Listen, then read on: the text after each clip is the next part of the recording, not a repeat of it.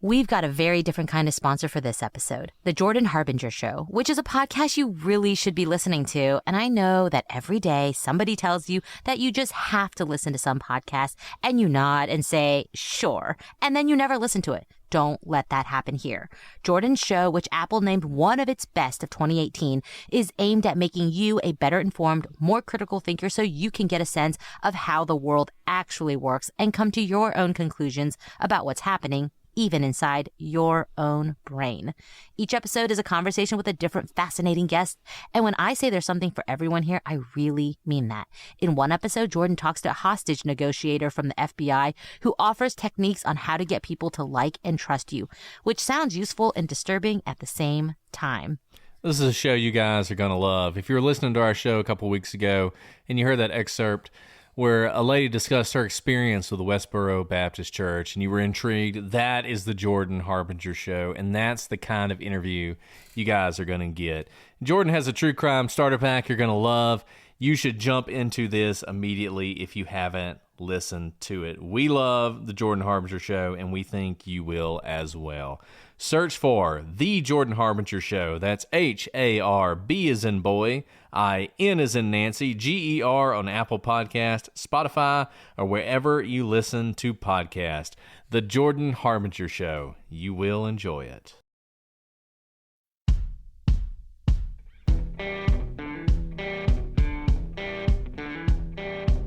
I'm Brett. And I'm Alice. And we are the prosecutors.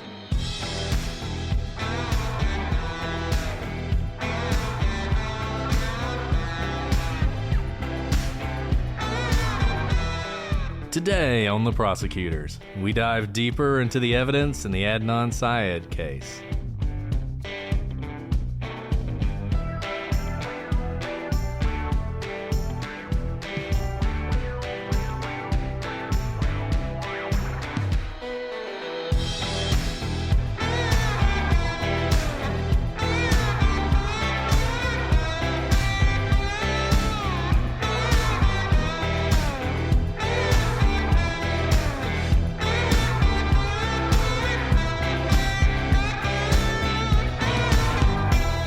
Hello, everybody, and welcome to this episode of The Prosecutors. I'm Brett, and I'm joined, as always, by my Akatavanti. Wait, let me try that again. Akatavanti, my Akatavanti co-host, Alice. I love that word. I have no idea what it means, and if it means homely, I'll still take it because it sounds awesome. Homely in Italian. No, it means captivating, and that's Sarah.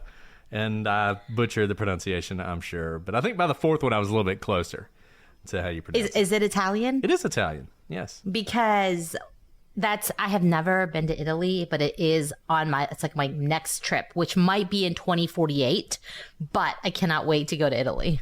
Well, you know, we want to rent like a house in Tuscany, like in that book/movie. Yeah, you invited me. Did you forget? That's what I'm saying. We. Yeah, so that would be fun. We could do the podcast from Italy.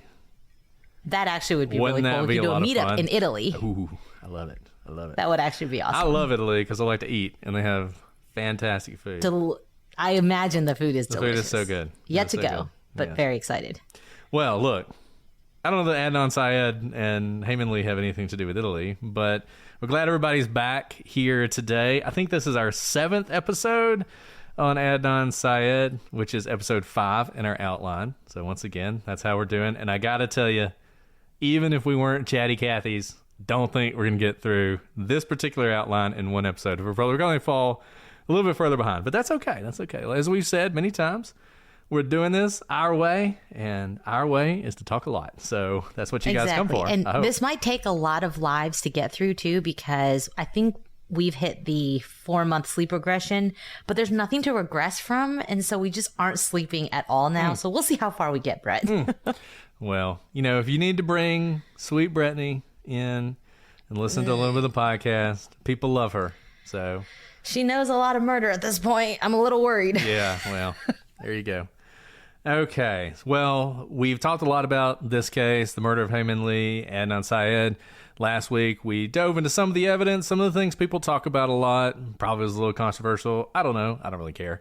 And now we're going to get into yet more of the sort of strange things, the personalities, things you've heard, and probably things you haven't in this case. Alice, do you want to kick us off? Yeah. And, one of these people who's part of this, story has always interested me is Stephanie McPherson. You guys may remember Stephanie was Jay's girlfriend, and she's interested in me, ever since I ever heard this story because, she kind of is the reason that Adnan gives to hang out with Jay that day, the day that Hae disappears, because it's Stephanie's birthday. He, says that he wants to make sure Jay has a present for his girlfriend, Stephanie, because Stephanie is Adnan's very, very close friend.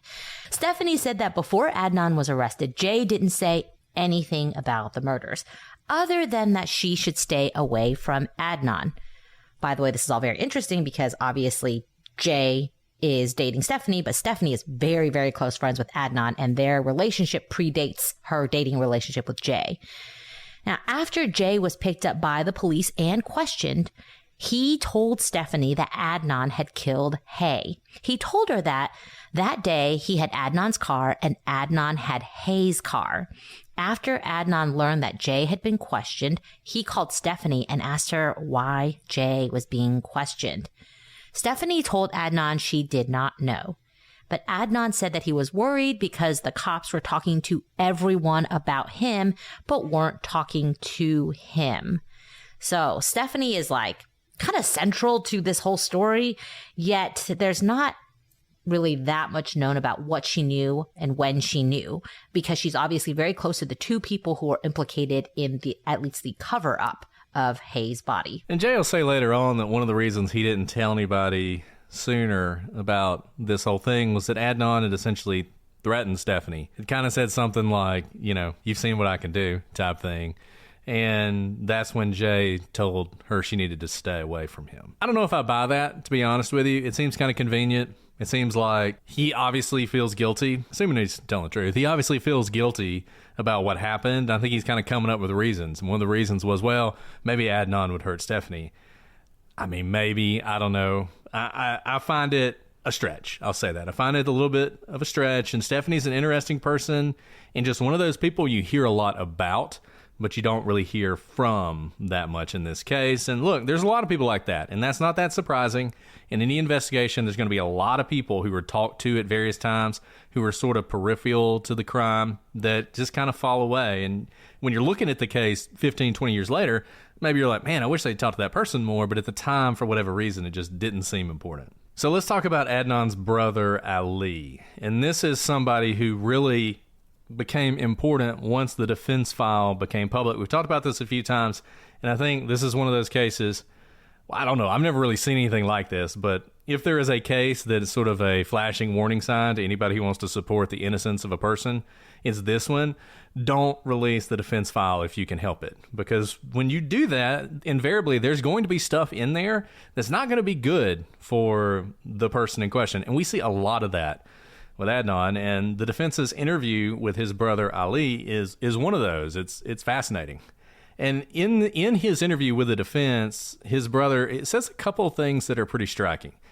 Number one, he says that Adnan is a very good liar. He says that Adnan could lie about anything and you would not be able to tell if he is telling the truth or not. He says Adnan can be very convincing, which, I mean, one of the hearts of this case is you listen to Serial and you believed Adnan. And then you see his brother basically say, well, of course you believed him because he could lie to anybody. And that's an interesting thing to say to the defense team if you're the brother. And here's the thing. We know this to be true, right? We know that Adnan is multifaceted. He has many sides of himself. He has the honor student. He has the mosque serving, perfect son of the immigrant. He has the girlfriend that his parents disapprove of, probably relationships and things that he does with his girlfriend and friends that his family or his parents at least don't know anything about. Making no judgment about those, except that we know that he has many sides of himself that are kept secret from other sides of his life.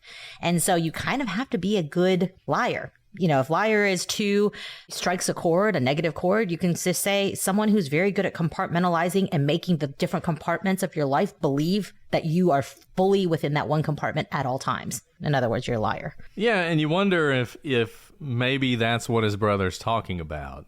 You read it, you don't really have any context. The only reason we have this is because it came out so many years later, and you think, is he talking about in general, or is this sort of his brother still a little upset that he dated this girl and lied about it for so long and nobody knew anything about it? I mean, that's definitely a possibility. By the way, this interview was in August of 1999, so a few months after Adnan had been arrested, and as the defense is still sort of getting ready to do, to defend Adnan to the very best of their ability. Another thing he tells the defense, and we mentioned this in the timeline, is that on the day of the murders at around 3:30, Adnan had called his new girlfriend, Nisha. This is pretty important for a couple reasons. Number one, people have spent a lot of time and effort trying to show that the call to Nisha on the day of the murders wasn't actually from Adnan, that it was an accident, it was a butt dial from Jay, like it happened some other way, right? Well, here you have his brother saying, oh yeah, Adnan, he definitely called Nisha. So now you've got Jay saying that Adnan called Nisha. You got Nisha saying that Adnan called Nisha. And you got his brother saying that Adnan called Nisha. And you've got the cell phone record saying that the cell phone called Nisha. And all at the same time makes you think probably called Nisha on this day. The other thing that's interesting about it, why is his brother bringing this up? Now, we talked about this Nisha call. And we talked about the fact that Jay says, and Nisha says, that Adnan put Jay on the phone. And we said the reason you would do that is alibi creation. If this is right around the time of the murder, you call somebody, you have a third party who talks to them, you're creating an alibi. And you got to think that the reason Ali knows this and the reason he's bringing it up to the defense is in his mind, he's thinking alibi. And you got to wonder, did Adnan tell him? Hey, yeah, I called Nisha that day. She can tell you I wasn't murdering Hae. I was on the phone with her. I don't really know how else Ali would know this. If the defense told him, why would he be telling it back to them? So it seems like he got it from some other perspective. And it does seem like a strange fact to bring up because he doesn't say that he knows Adnan called Nisha because he was there with him. In fact, he wasn't there with Adnan. So it's just kind of strange. There are many calls that Adnan can make in a day. How did he know that he called Nisha at a specific time on a specific day when he wasn't there to witness it? So I think you're right there, Brett. I think that makes a lot of sense that it would be coming from probably Adnan or Nisha, one of them, to Ali, so much so that he would bring it up of all the calls that Adnan made that day. And that wasn't the only interesting thing that Ali says. He also suggests that the defense team should talk to Jawan Gordon. You may recall Jawan Gordon. We talked about him just last episode. He describes him as Adnan's best friend outside of the Muslim community. And recall, it was in fact Jawan who told police that Adnan had a girl named Asia write a letter for him suggesting an alibi. And Ali pointing to Jawan, if you doubted his credibility or wondered would he really know, well, you have Ali saying, yeah, he's his best friend outside the Muslim community, and he's the one who told this to the police, which makes you think probably true. And that's not it. Finally, Ali said that Jay had told Tayyib Hussein about his involvement in the murders. According to Tayyib, Jay said that he helped Adnan bury the body. Jay told Tayyib that Adnan had called Jay the day before asking for his help in the murder. Jay said his reply to Adnan was that he would not help in killing Hae, but he would help Adnan bury the body. Jay further went on to tell Tayyib that he met Adnan on the day of the incident at a gas station where Adnan showed Jay the body. Look, Jay told a lot of people about this, and this sort of goes back to when you're thinking through theories of this, it just starts to feel more and more like either Jay's involved in this or Adnan's involved in it, or they're both involved in it. But Jay's told a lot of people that he was somehow involved in this. One thing about this story is this is now the fourth or fifth place that he said that he initially saw the body. Now he's saying a gas station. He said several places. I can't even remember them all. The Best Buy, his grandmother's house, a gas station, library. I mean, there's everywhere side of the road. in between. Side of the road. That's another one. So I don't know what to make of that, but it is interesting to me that Ali is telling the defense team, hey, there's another guy you need to talk to who Jay may have backed up this story with. And that's not all from the defense case. And we're just going to talk a lot about this file because it is really intriguing, and it's something that wasn't available to Serial, so a lot of you haven't heard. There's something that people have come to refer to as the Dion note. So early on in the defense investigation on March 12th, 1999, Adnan told his first attorneys about an interaction with someone named Dion Taylor.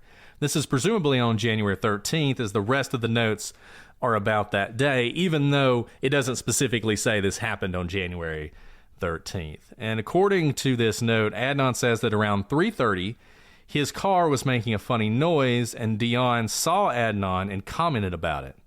Some have interpreted this as an early attempt to construct an alibi, and it bears an eerie similarity to the excuse Adnan supposedly used to get into Hae's car, that his car was having problems and that it was in the shop. It also couldn't be true. We know that Jay had Adnan's car. I think the most charitable way to look at this is Adnan at some point around then had a problem with his car and thought maybe it was on the 13th, told his defense team about it. They ran it down, and it didn't lead to anything. Dion Taylor is someone that, to my knowledge, nobody's really talked to, so I don't know what he says about this, and it's a small thing. It may not be that important, but a lot of people who think Adnan is guilty think this is an example of him trying to create that alibi early on, and that eventually sort of switches over to the Asia McClain alibi. You know, a lot of the defense's file you can see, and this is not necessarily improper because the defense is often leaning on the defendant to say, you know, where should we go investigate? Where should we get leads? Where should we kind of figure out our side of the story? And so, but you can kind of see Adnan's fingerprints on all of these little touchstones. They are all pointing to potential alibis, but funnily enough, they're actually pointing to things that are inconsistent or consistent with a story that kind of points to his guilt.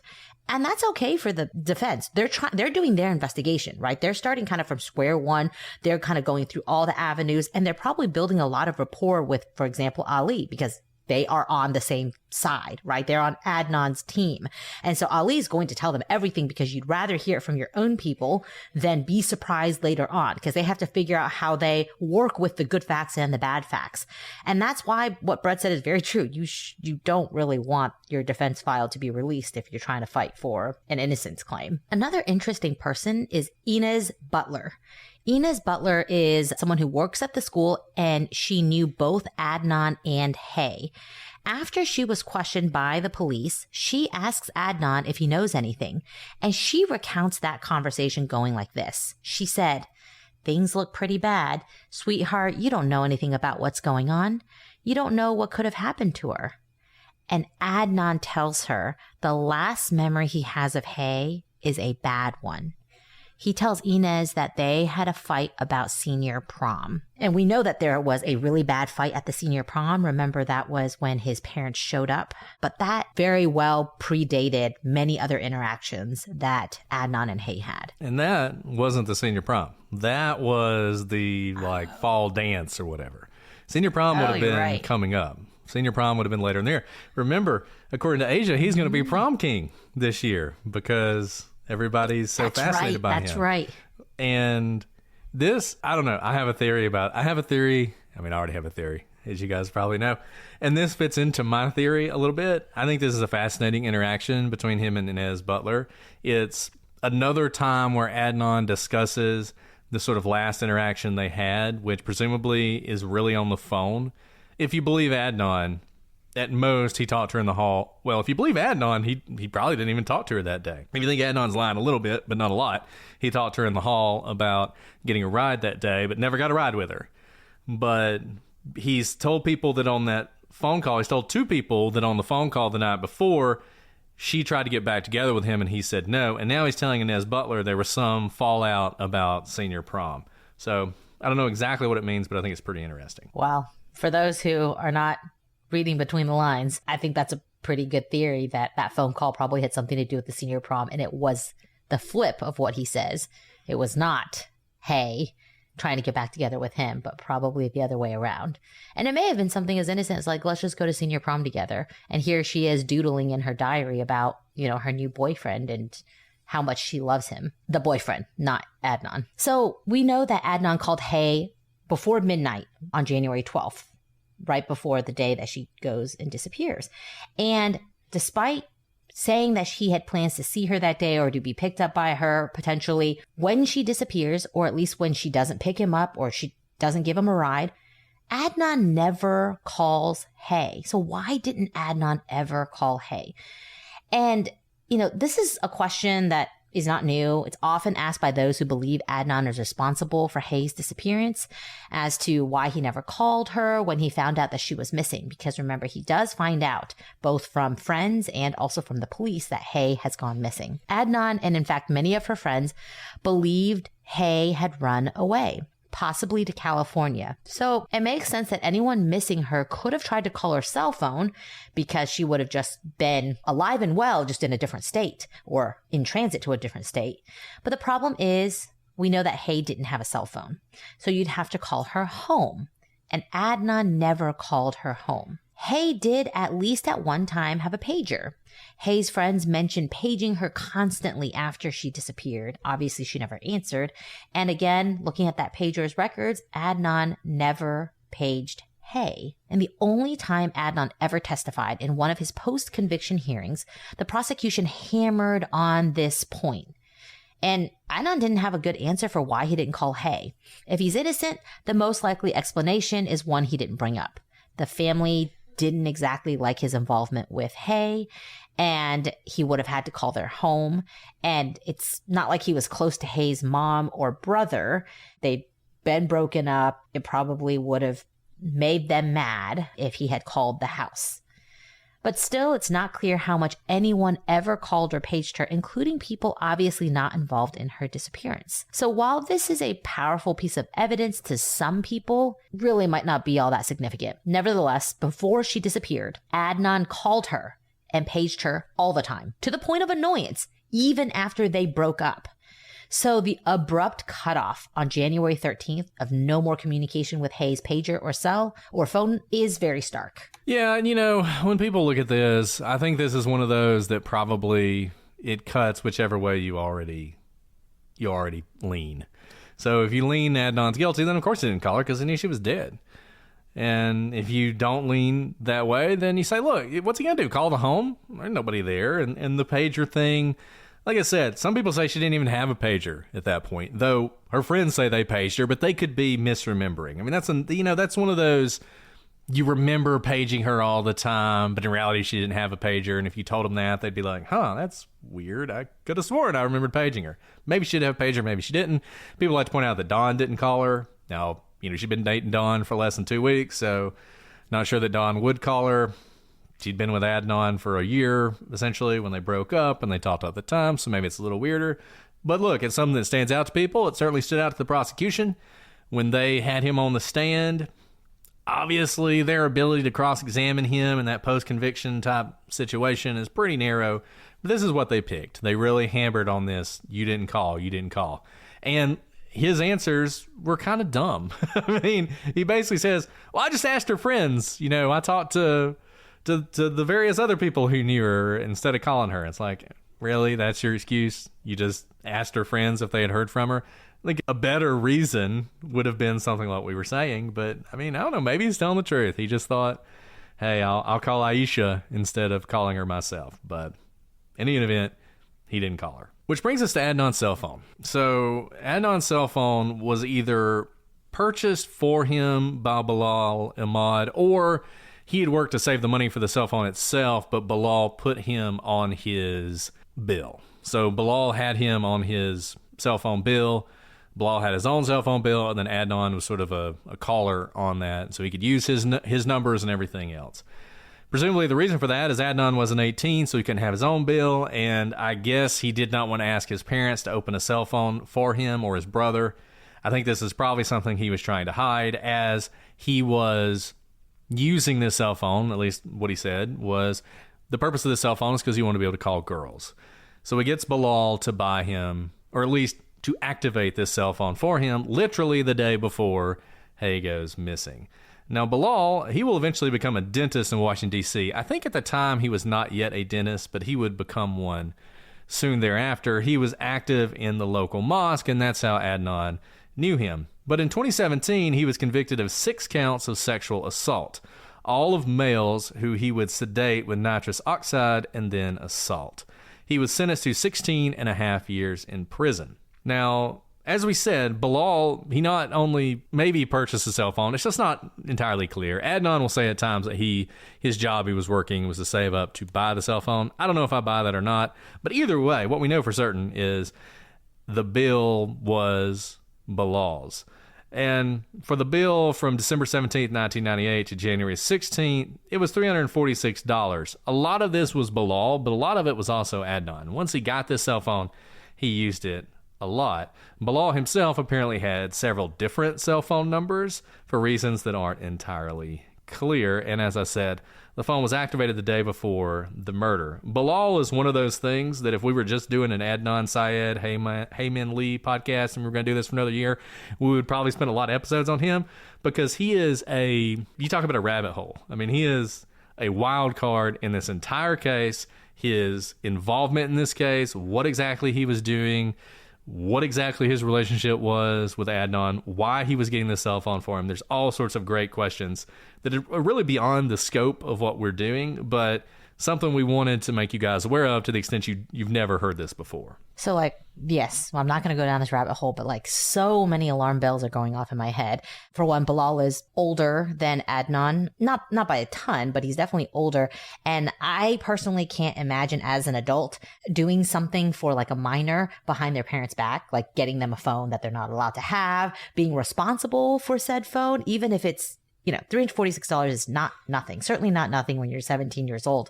But just to have kind of this open bill that a 17-year-old may or may not be able to pay you back for when you're not their parent, you're not beholden to them in any way. I don't have anyone in my life that I do that for. Even close family members who are on my cell phone bill, I get kind of nervous about because I'm probably because I've been in law enforcement. I'm I don't know if I want our phone records to be melded and my records to all be subpoenaed in case something goes wrong with your life. But kind of those things, even though they know each other from the mosque, him getting involved with Adnan basically rebelling against his parents, or at least doing something that his parents do not know he's doing or do not approve of. Otherwise, his parents would get him the phone. It's kind of strange. And also the fact that he himself has several cell phone numbers either means that he has multiple cell phone numbers, which maybe you would do that with no bad reason, or he's doing this for multiple people. Right? That he may be buying cell phones for lots of people, which is why would you do that? What are you getting in return for that? And why stick your nose in other people's business, especially when these phones are being used for probably things like calling girls when parents don't want them to be calling girls. So I don't know. We'll end it there for now on the rabbit hole, but I know I go down this rabbit trail a lot. I have a lot I could say about Bilal, but I'm going to leave it as well. We will come back to him. He pops up just repeatedly throughout this case, and he will pop up again. Let's talk about Adnan and Hae's relationship. We talked about this a little bit when we went through the timeline. When the police began to investigate Adnan and Hae, they discovered that, as is no secret now, everybody in the world knows it, they had a passionate teenage relationship, but one that was made all the more intense because it was in some ways forbidden. Hae's parents were Korean, Adnan's were Pakistani Muslim, and Adnan wasn't really supposed to be dating before marriage at all, and certainly not to someone outside of the religion. And it was particularly problematic that they were sexually active. Adnan couldn't tell other Muslims at school about their relationship for fear it might get back to his parents. It's pretty clear, though, that Adnan's parents knew about the relationship.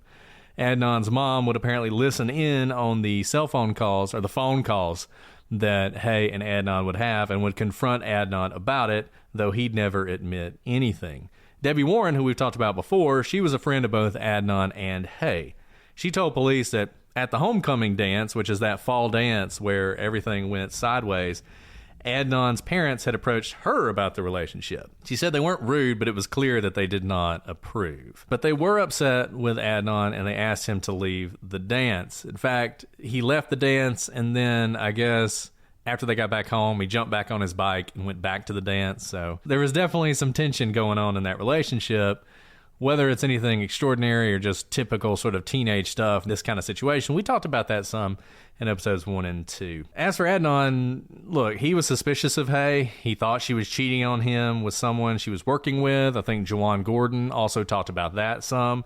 And eventually, she was.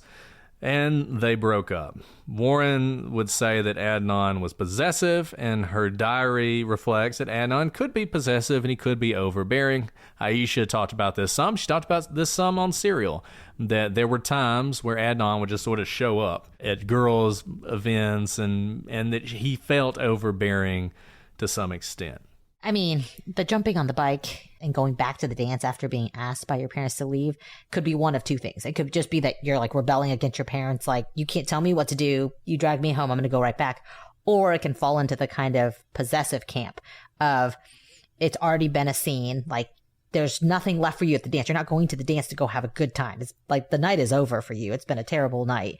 But if you're jumping on your bike out of desperation to go check on whether Hae is cheating on you, does kind of fall into the more possessive, more drastic, dramatic, I should say, gestures that a boyfriend could do. And so talking about dramatic, we've mentioned it before, but let's talk about Adnan and Hae's sexual relationship, because they were sexually active and they would have sex primarily in Adnan's car, in parking lots at various places, as well as at friends' parties and houses.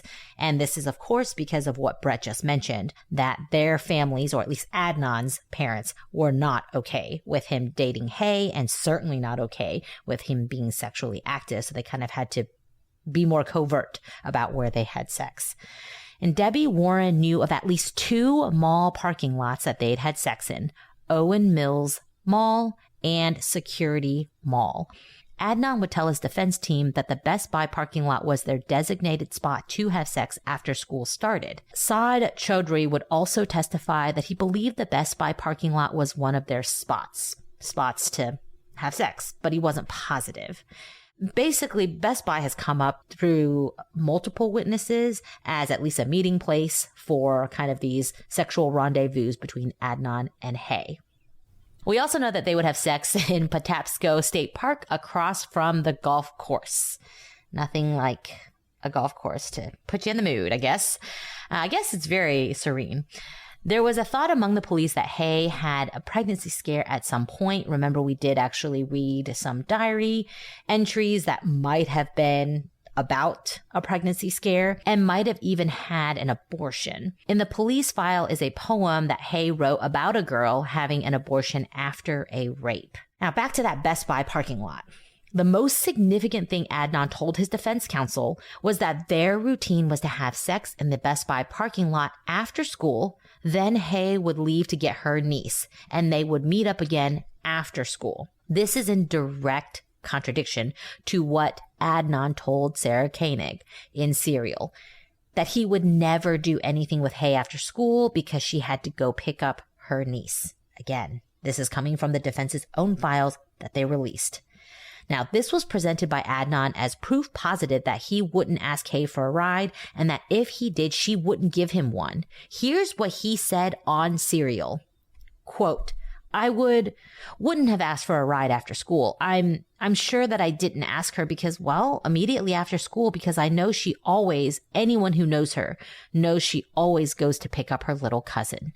So she's not doing anything for anyone right after school. No matter what. No trip to McDonald's, not a trip to 7-Eleven. She took that very seriously. But going to the Best Buy parking lot was something they regularly did after school, even when Hae had to pick up her niece. Remember, Adnan's own words was once school started, Best Buy was the meeting place, not some other places that they'd had sex before, because Best Buy was close to school. And she, of course, had to be close by to pick up her niece soon after school let out.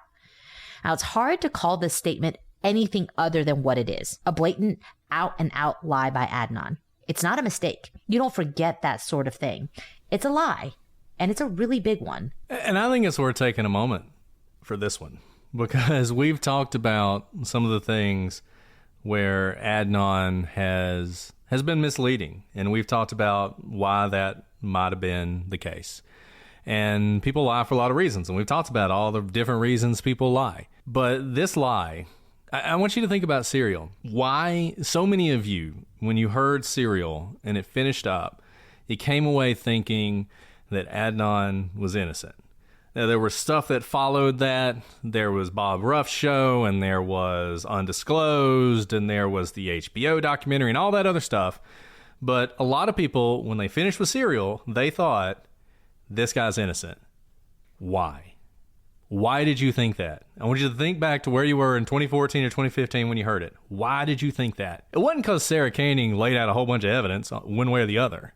It was because you heard Adnan Syed, you listened to what he said, and you believed him because he was believable. I want to go back to this lie. This lie, he's not lying to the corrupt cops, and he's not lying to the cold, closed-minded prosecutors who want to railroad him. He's lying to you.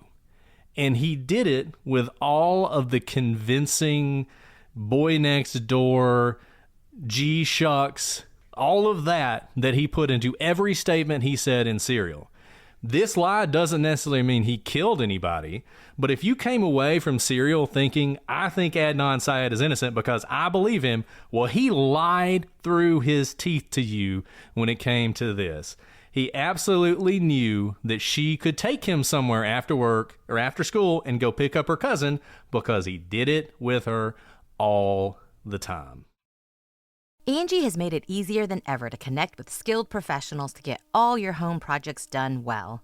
If you own a home, you know how much work it can take. Whether it's everyday maintenance and repairs or making dream projects a reality, it can be hard just to know where to start.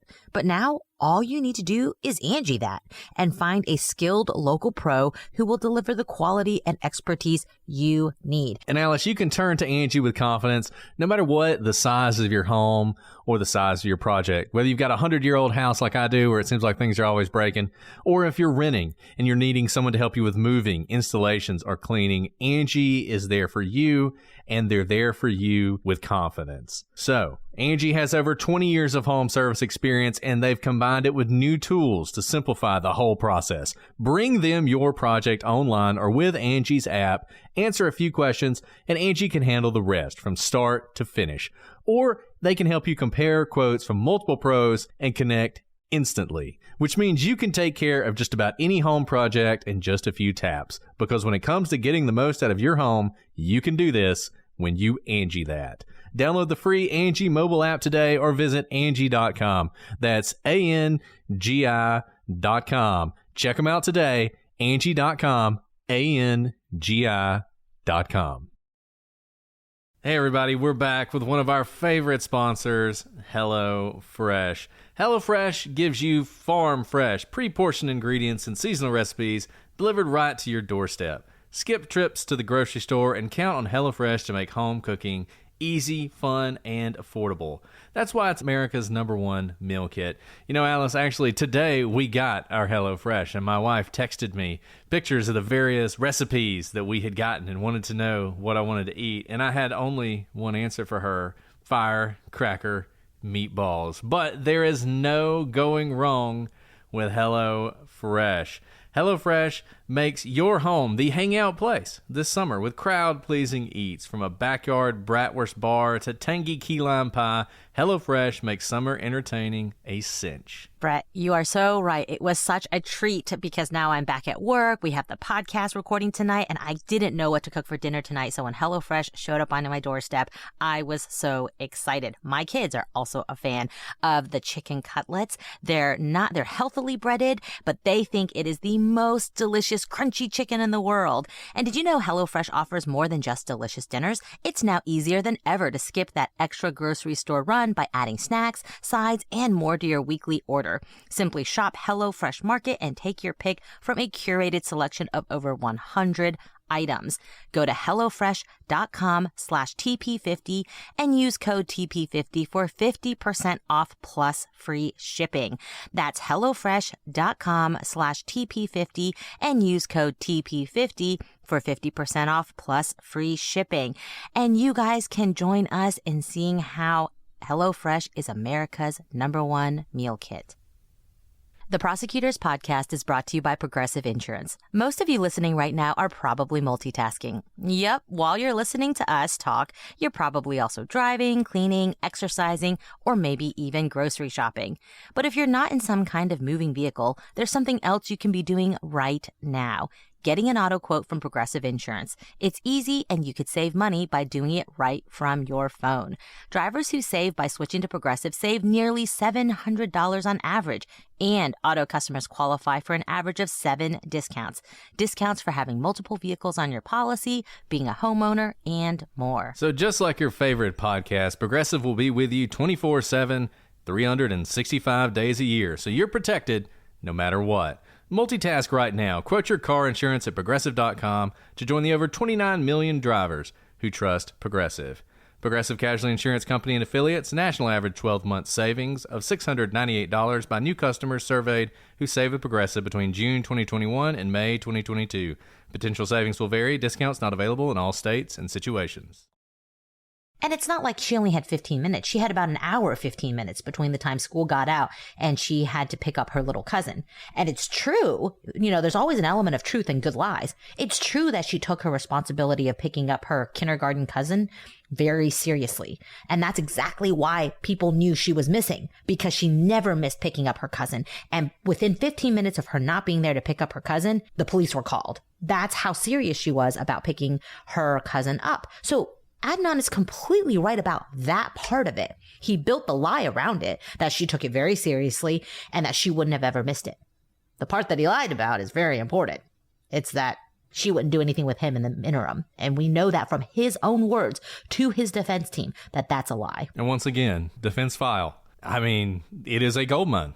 We'll put it up. We'll put it on the website. You can all look at it. You can read through it if you want to. It's been attached to various prosecution filings, so you can read it and you'll see the stuff for yourself. And there's a lot more than what we're going to go through. And I want to point out too, this is not in Serial. Sarah Koenig goes on and on about how it's so hard to remember things weeks and months and years later. And Adnan is obviously talking to the Serial podcast years later, but we just read you what he said, and it was not a vague memory. It was, in fact, embellished with so many specifics. He mentions no trips to McDonald's, 7-Eleven, all these things. I mean, it's not just I really don't think I would have asked her for anything because we never did anything, and left it at that. It is embellished with all of the details, specific details of a good lie. And I think that's so interesting because she starts the entire Serial podcast. The precursor for the first episode is on and on about how memories fade. This is not a faded memory remembrance by Adnan of what his interactions with Hae were like after school. This is embellished with all of the believable specific details to make you believe him. And that's why Ali, his brother, is totally right. He's a really good liar. That's a fantastic lie. She wouldn't even go to McDonald's, not even 7-Eleven. Those are places she would normally go or high schoolers would go to, but never after school. Great lies. This is a fantastic lie. I remember listening to it, 10 years ago? And thinking he sounded totally believable. And like the guy next door, all shucks. And look, you may think Adnan's guilty, innocent, whatever. But if you believe he doesn't remember having sex with Hae behind the Best Buy parking lot when he was in high school, you're crazy. He absolutely remembers that. He knew what he was doing when he told this lie, whether he's guilty or innocent. And look, just something to remember if credibility is what this entire case turns on for you. Okay, let's talk about something controversial, because we have avoided controversy up to this point in this podcast discussion of this case, and that is religion. So, one of the things people focus on a lot is the prosecution's focus on Adnan's religion. One of the things you'll occasionally hear people say is that this was sort of a biased, bigoted prosecution, that they saw this Muslim boy and out of prejudice, they went after him and they focused on him, and that's the reason that they prosecuted him. And look, there's some interesting things when you look through the file when we're talking about Adnan's religion. So Adnan was absolutely Muslim, and this came into play for the prosecution, there's no question about that, who believed that the murder was a part of some sort of deep-seated struggle that Adnan was having with his own religion.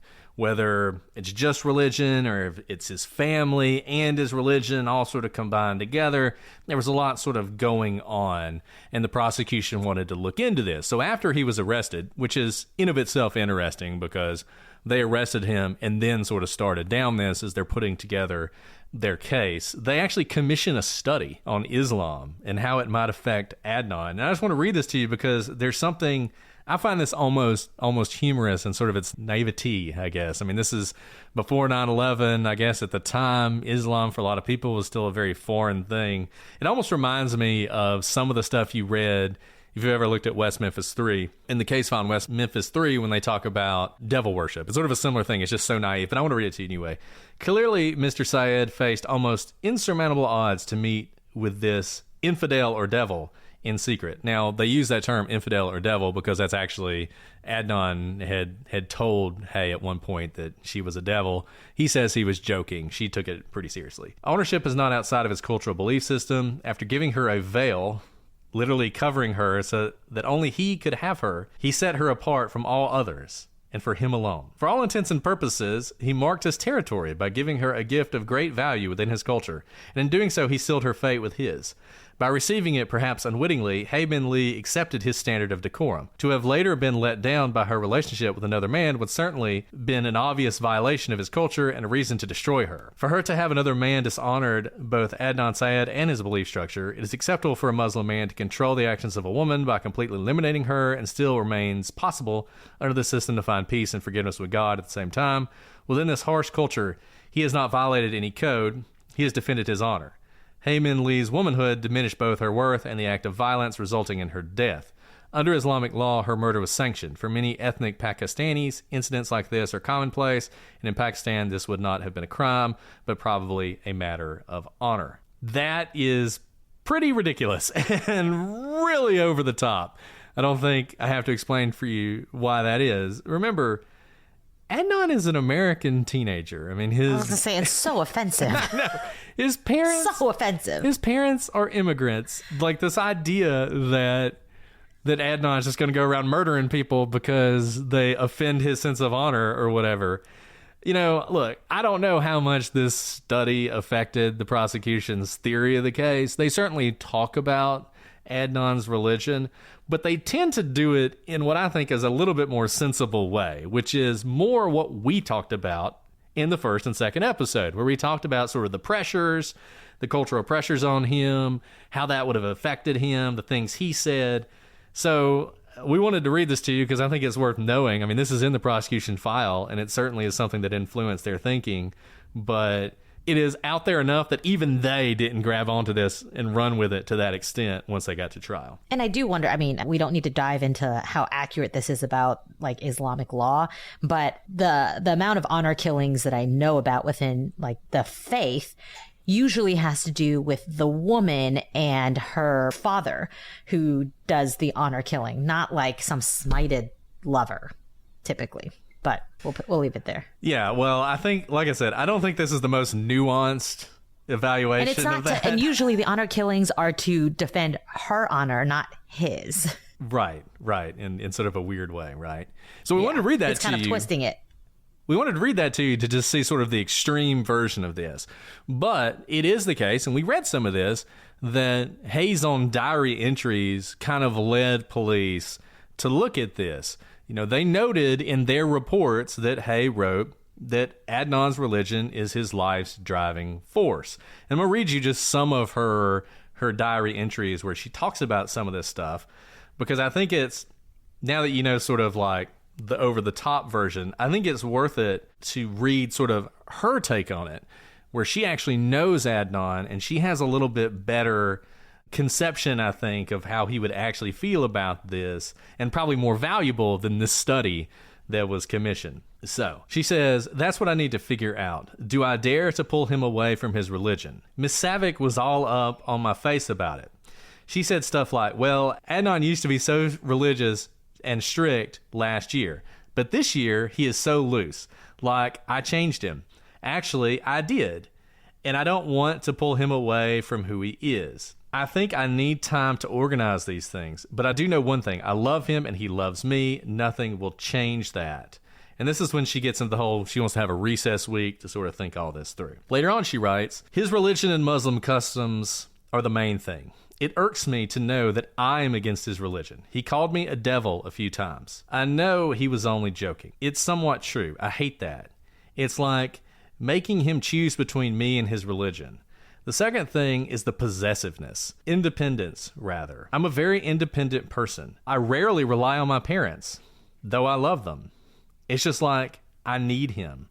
I know I'll do just fine without him, and I need time for myself and with my friends other than him. How dare he get mad at me for planning to hang with Aisha? Third thing is the mind play. I matured out of jealousy shit. I don't get jealous. I think whoever is trying to get me jealous is a fool because they'll definitely lose me. I prefer a straight relationship.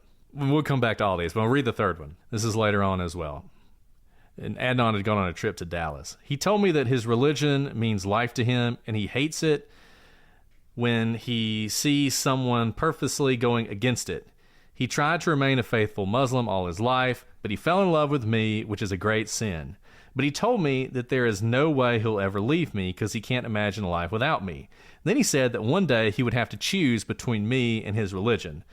This was exactly what Savik was talking about. Oh, I think she was trying to write Schwab, even though she misspelled it, by the way. Oh, Schwab. Okay. It's Hope. It's Hope the teacher Schwab. Hope. I kept on being like, she didn't know how to spell it, but I think she was trying to say Hope Schwab. Okay. And look, and Hope Schwab did testify that Hae had asked her for advice on how to handle a relationship with seemingly insurmountable religious differences. And we also talked about how Adnan had asked Hope the same thing about choosing between religion and love. Now, how important is religion itself in this case? I think that's really hard to say. Motives are often complicated. There's nothing more complicated than one's own relationship with their religion. And if religion was a big deal between Adnan and Hae, it didn't stop him from dating Nisha, who was actually Hindu. I think the reality of the situation is what you see in Hae's diary entries. There was a lot of conflicting emotions that Adnan was going through. And if he killed her, I do think all of this played into it. And I think particularly the idea that he had struggled through all this and always picked her.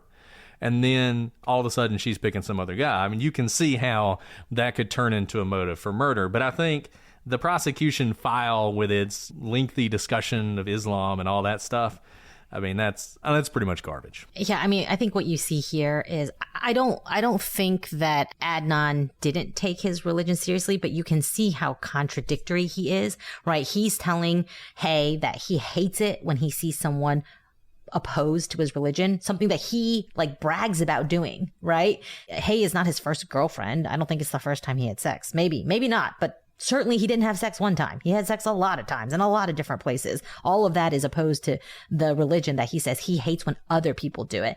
And it's one thing to internally struggle with your religion. I think anyone who has any religious faith probably struggles with it internally at some point.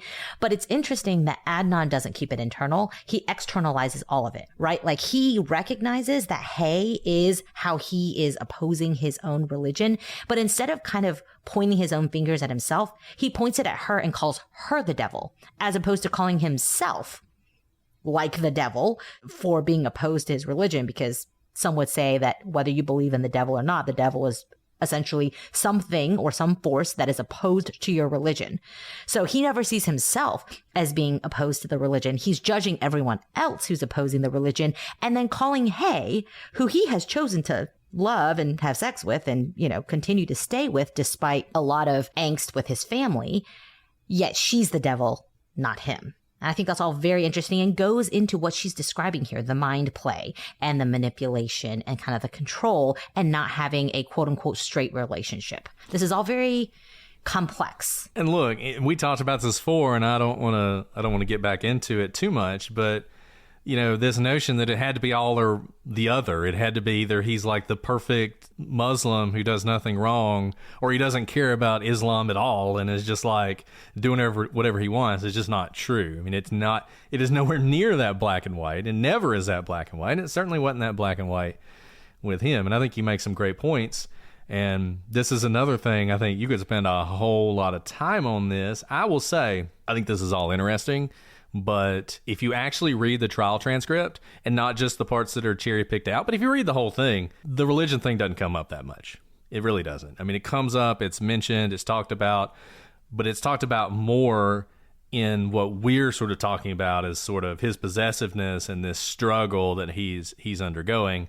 There's no, this was an honor killing type thing. It's more, he had sort of chose her over his religion. He had all these fights with his parents. At one point he's talking about moving out, like all that stuff. It's fights with his mom. And then Hae meets Don at the Lens Crafters. On Christmas, she's buying him a leather jacket, and on New Year's Eve, she's going out on a date with him, and by the 13th, she's writing how much she loves him, and he's the most amazing thing in the world. And on the 7th, she's changing all her AIM profile stuff to talk about how much she loves Don. And I think that's a much better, much more interesting way to look at this case than it through some sort of religious prism where you're trying to decide whether or not this is a religious-based attack or whether, the prosecution was all about religion. I don't think once you look at the actual transcript of the case that you get there. And even if there was some bias on the prosecution side, and I'm not saying there wasn't, that's not the focus of the trial in the way that, not to keep bringing up West Memphis 3, but they talked a lot about the satanic stuff in West Memphis 3. Like that did come out a lot. And in this case, I don't think you see that as much. Kind of on that point, too, with the different religions. And obviously, dating someone is not the same as being friends with them. But one thing that we know about Adnan is as much as he himself takes his religion seriously, and he goes to the mosque religiously and does have close relationships within his religious community, he also has really strong relationships and friends outside of his religious community. One of his best friends is Stephanie, who we talked about at the top of this episode, who does not share his religion. He hangs out with Jay, smokes pot with Jay. Jay is not of his same religion. Debbie is one of his good friends. Again, not of his same religion, doesn't go to his mosque. And so friendships obviously are different in kind than dating relationships, but what we see is not someone who is like holed away and on an island of his religious community. He's actually someone who's very integrated in his mainstream American life as well. Now let's talk about Alonso Sellers' February 9th interview. So we know that Sellers worked at Coppin State, and he was driving his truck home to pick up a plane, which is a woodworking tool you use to shave off wood to make something even. He was going to use it on a door at school, and he picked up this plane and a tall boy of beer, as we know, and was drinking the beer and started to head back to school. But he suddenly had an overwhelming urge to go to the bathroom while he was driving. So he pulled his truck over and walked into the woods in Leakin Park.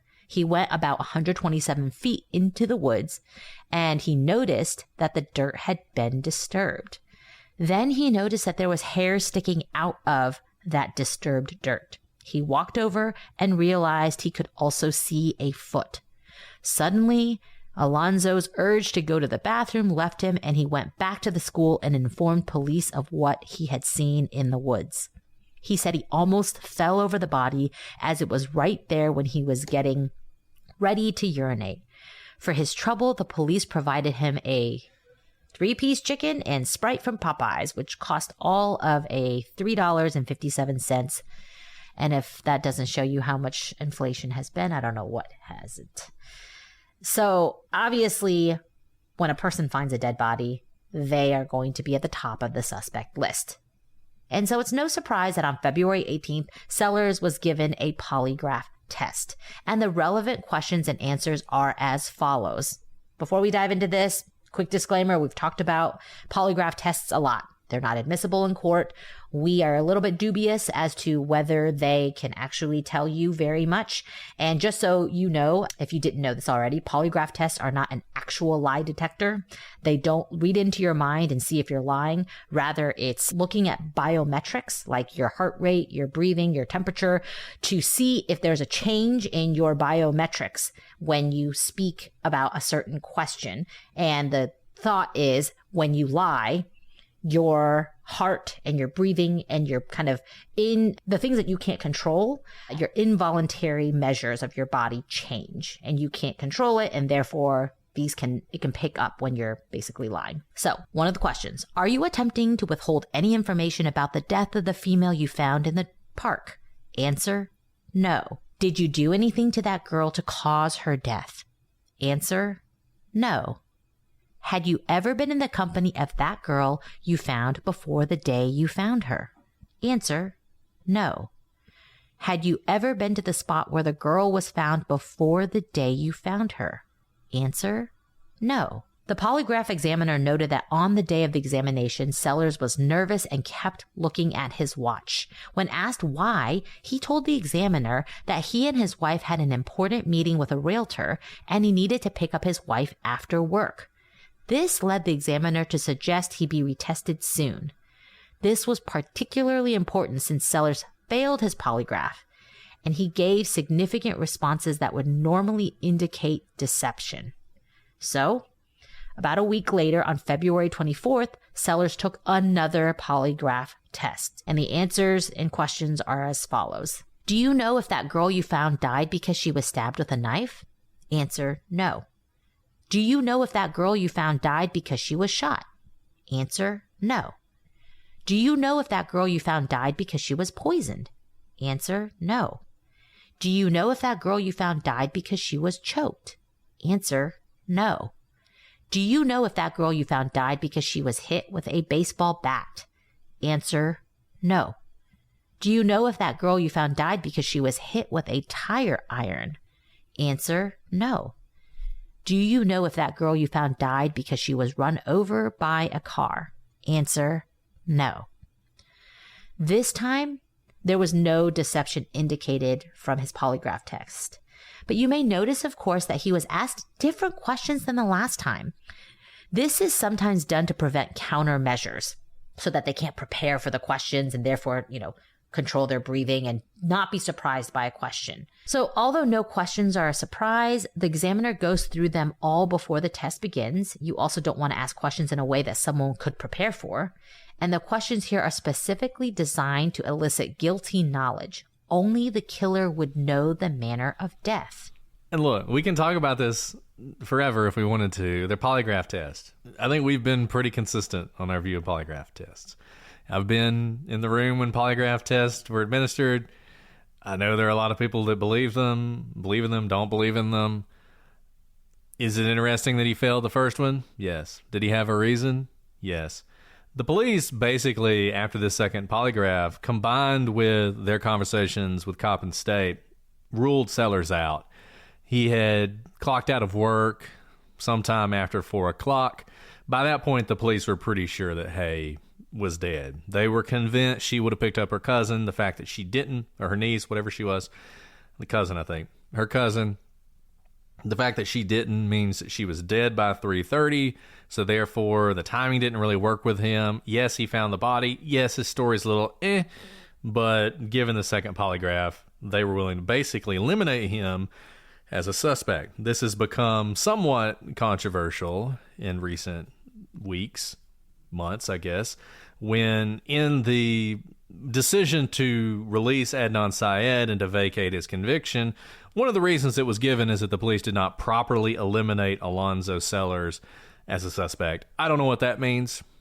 Honestly, you get these kind of polygraph results all the time. He passed one, he failed one, he has a good alibi. I don't know. To me, I think this is pretty solid, but it's not as if Alonso is just a, ordinary guy off the streets. He's no Boy Scout because he does have a past. In 1994, he'd been arrested for indecent exposure. Apparently, Sellers had been observed running naked through a neighborhood, at which point the police were called.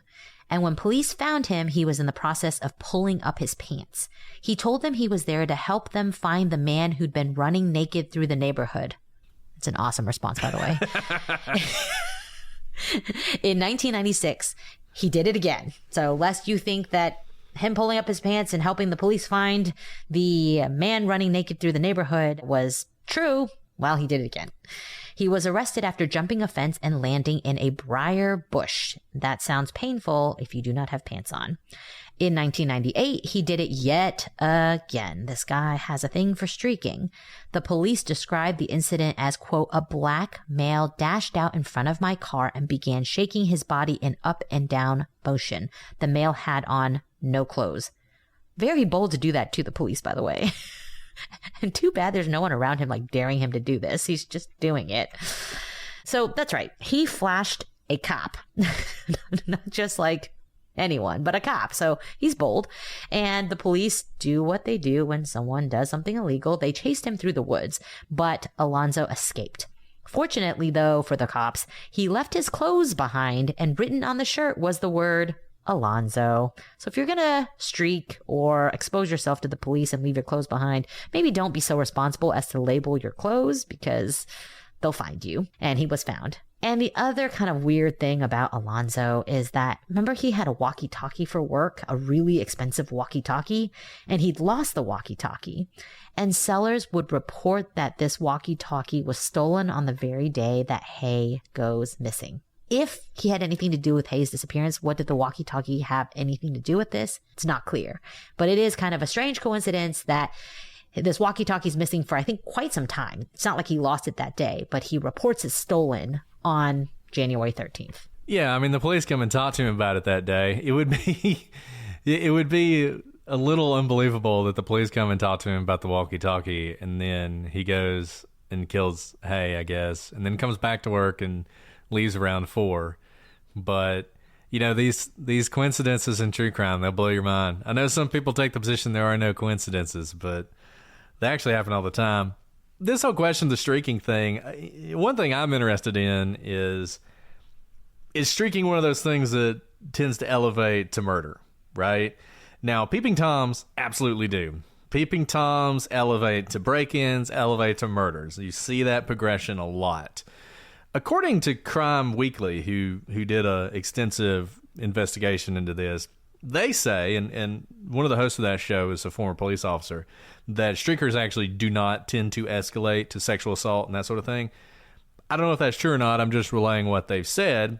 If they did escalate sexual assault, then you start thinking, well, you know, maybe he's escalating to a sexual assault with Hae and it just went wrong and you murdered her. At least then you might have some sort of motive here. But in any event, it seems like that is not true. That is not what happens. I'm going to take Crime Weekly's word on that. And I mean, we just have kind of what he's arrested for, but it seems like his indecent exposures are not really of the nature where there's lots of different types of indecent exposure.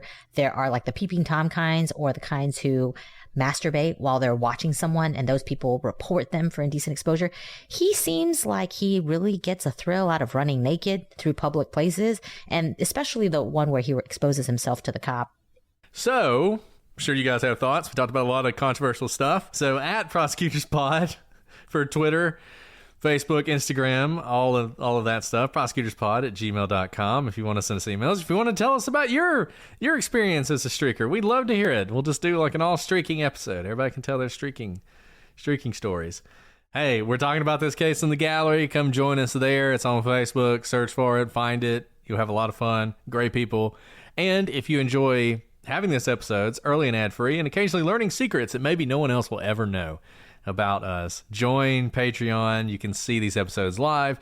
You know, we have an audience tonight, and they've been great. We're so glad to have them. Well, Alice, you've said so much, but is there anything else you want to add before we sign off for tonight?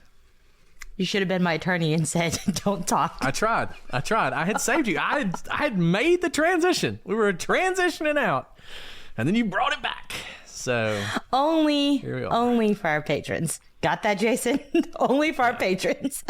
I'm sure people did plenty of streaking in Alabama. At Harvard, they go streaking, but not at Harvard Law School. So I missed out on that. They call it primal scream, but they all do it together. That's pretty funny. It's like one big, like 500-person streaking Is group. it like the undergrads? Mm-hmm. It's like you. They do it when they're seniors. No, actually, I think they do it when they're freshmen. I think it's a freshman thing. They do it then. So. Ours was just before you graduated, so you had 4 years to accomplish it. Right. All right. Well, as fascinating as this is, we're going to sign off for tonight. We'll be back maybe tomorrow. We're going to talk about that, how we want to do this. Maybe tomorrow, but certainly next week. But until then, I'm Brett. And I'm Alice. And we are the Prosecutors.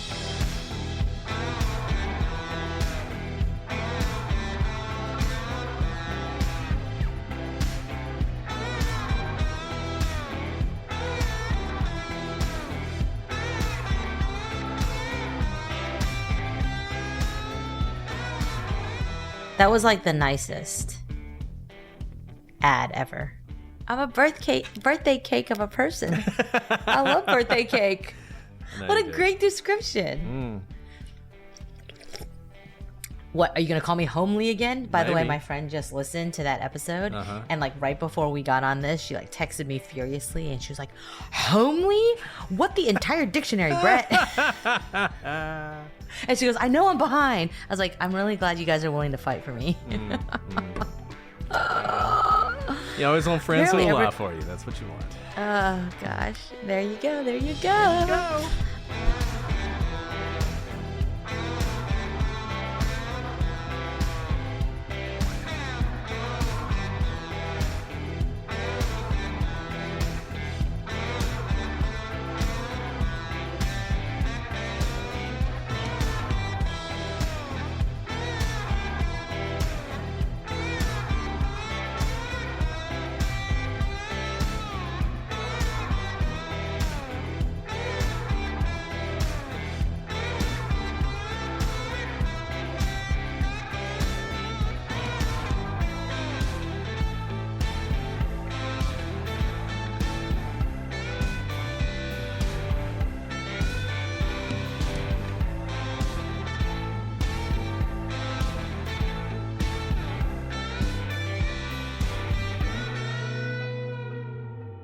And I mean, this obviously begs the question, Brett. Like, have you ever streaked before?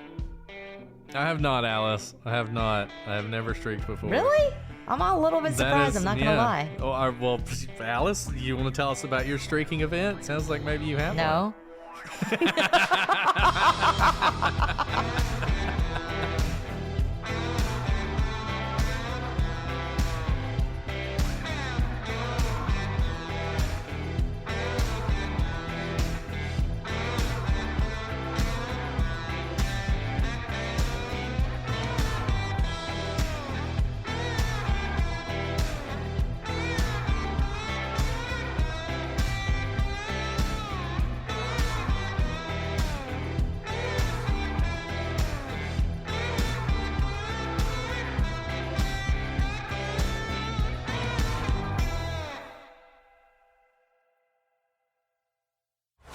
Stream the biggest blockbusters this summer with Popcorn Summer Movies on PlutoTV.